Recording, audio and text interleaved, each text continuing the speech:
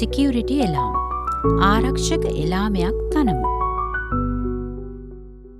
ඔබ ඒ දුටුවේ ආරක්ෂක එලාමයක්. එය ක්‍රියාත්මක වූයේ මේ පරිපතය මගින්. එම පරිපතේ තැනීමට යොදාගත් උපාංග මොනවාද? අපි සොයා බලමු. ආලෝක සංවේදී ප්‍රතිරෝධකයක් හෙවත් මෙය LDR එකක්. එහි අග්‍ර දෙකක් තිබෙනවා. දැන් ඔබට පෙනෙන්නේ LDR එකක සංකේතයයි. LDR එක මත ආලෝකයේ පතිත වන විට එහි ප්‍රතිරෝධය අඩු වෙනවා. ඒ බව මේ මල්ටිමීටරේ පාඨාංකයෙන් පෙන්වනවා. ආලෝකය නොමැති විට එහි ප්‍රතිරෝධය වැඩි වෙනවා.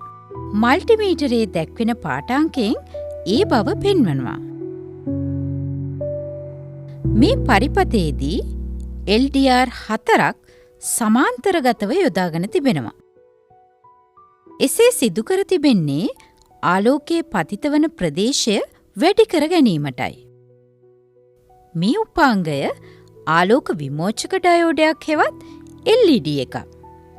එහි අග්‍ර දෙකක් තිබෙනවා. ඉන් එකක් ඇනෝඩයයි. අනෙක කැතෝඩයයි. ඇනෝඩ අග්‍රය කැතෝඩ අග්‍රයට වඩා වැඩි දිගකින් යුක්ත වෙනවා. ධන වෝල්ටීයතාව ලබා දෙන්නේ ඇනෝඩ අග්‍රයටයි. ඍණ වෝල්ටීයතාවය ලබා දෙන්නේ කැතෝඩ අග්‍රයටයි. මේ ඔබ දකින්නේ LED එක සංකේතයයි. LED එකට විදුලිය ලබා දුන් විට ඉන් ආලෝකය පිට වෙනවා.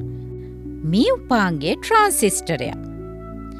එහි අග්‍ර 3ක් තිබෙනවා. මේ පරිපතේ ඇත්තේ 2 SD400 ට්‍රාන්සිස්ටරයක්. සාමාන්‍ය ව්‍යවහාරයේදී එය D400 යනුවෙන් හඳුන්වනවා. එහි අග්‍ර විමෝචකයේ හෙවත් එමීටරය E, සංග්‍රාහකයේ හෙවත් කලෙක්ටරය C සහ පාදම හෙවත් බේස් B නම් වෙනවා. මේ සටහනේ ඇති අන්දමට එම අග්‍ර තුන හඳුනාගත හැකියි. ට්‍රාන්සිස්ටරයේ සංකේතයයි මේ ඔබ දකින්නේ. මෙහිදී ට්‍රාන්සිස්ටරයේ යොදා ඇත්තේ ස්විච්යක් ලෙසයි. මෙම පරිපතේ උපාංග ලෙස ප්‍රතිරෝධක දෙකක්ද යොදාගෙන තිබෙනවා. මේ ප්‍රතිරෝධකයේ සංකේතයයි. එක් ප්‍රතිරෝධකයක අගය කිලෝ ඕම් 15ක්. අනෙක් ප්‍රතිරෝධකයේ අගය ඕම් 10ක්. මේ වෝල්ට් 3ක විදුලි සැපයුමක්. මේ වෝල්ට් 4ක බැටරියක්. මේ ඔබ දකින්නේ ගුම්මුව හෙවත් බසරේ නම් වූ උපාංගයයි. එහි අග්‍ර දෙකක් තිබෙනවා. බසරේට ධන වෝල්ටීයතාවය ලබා දිය යුතු අග්‍රය ධන ලකුණකින් පෙන්වා තිබෙනවා. දැන් ඔබට පෙනෙන්නේ බසරේ සංකේතයයි. විදුලිය සැපයූ විට බසරේ නාදයක් නිකුත් වෙනවා. දැන් අපි මේ පරිපතේ ක්‍රියා කරන ආකාරය විමසා බලමු. ට්‍රාන්සිස්ටරේ පාදමට එනම් B අග්‍රයට අවශ්‍ය නැඹුරු වෝල්ටීයතාව ලබා දීමට කිලෝ ඕම් 15ක ප්‍රතිරෝධකය සහ LDR උපාංගය යොදාගෙන තිබෙනවා. ආලෝකය ඇති විට LDR එකේ ප්‍රතිරෝධය අඩු වෙනවා.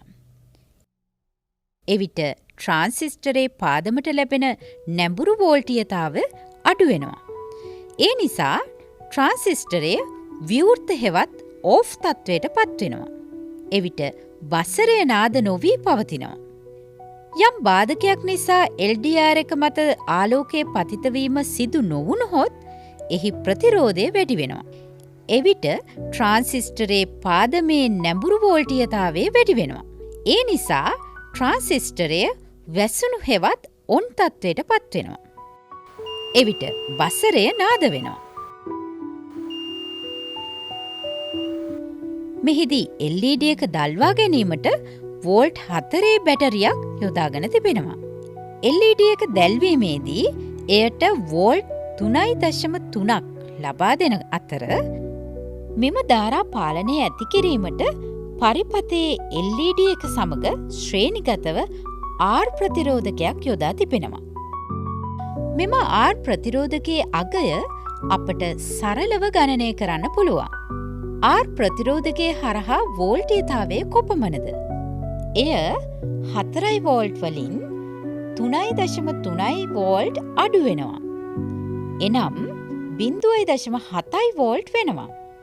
ආර් ප්‍රතිරෝධකයේ තුලින් ගලන ධාරාව මිලි ඇම්පියර් 75 හෙවත් ඇම්පියර් 0.075ක් වෙනවා. දැන් අපි එම ප්‍රතිරෝධය සඳහා V සමානයි IR සමීකරණය යොදමු. එවිට R සඳහා ලැබෙන අගය ඕම් 9.3ක් වෙනවා.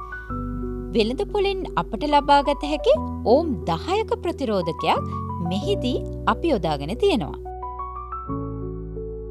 බැටරියේ V වෝල්ටීයතාවයට අනුව සුදුසු R ප්‍රතිරෝධකයක් තෝරා ගන්න දැන් ඔබට හැකි නේද? මේ පරිපථයේ ක්‍රියා කරන අන්දම දැන් ඔබ දන්නවා. එහි යම් යම් වෙනස්කම් සිදු කර ගැනීමටත් ඔබට පුළුවන්. මෙවැනි පරිපථයක් භාවිතා කළ හැකි වෙනත් අවස්ථා පිළිබඳවද විමසා බලන්න. එම පරිපථවලදී LDR එක වෙනුවට මෙවැනි අදෝරක්ත සංවේදක හෙවත් ඉන්ෆ්‍රාරෙඩ් සෙන්සර්ස් යොදා ගන්නවා. අදෝරක්ත කිරණ හෙවත් IR කිරණ අපේ ඇසට පේන්නේ නැහැ. මේ මූලධර්මයේ යෙදෙන වෙනත් අවස්ථා පිළිබඳවත් එම පරිපථ පිළිබඳවත් ගවේෂණය කරන්න.